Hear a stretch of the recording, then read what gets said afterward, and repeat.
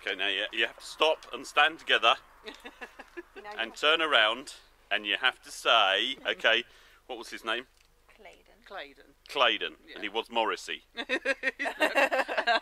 And he's going to live with who? Me. Sue Francis. And the dog? Chester and Claydon. Goodbye, puppy. Goodbye, puppy. I hope he's going to be very happy. He will be. Great. You're going to be loved, aren't you? Yeah. We're going to see him again, though, aren't we? Yes. Yeah. Brilliant. Bye-bye, puppy. Wave for paw.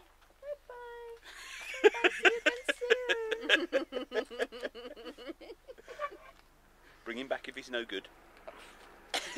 Like that's going to happen. Bye!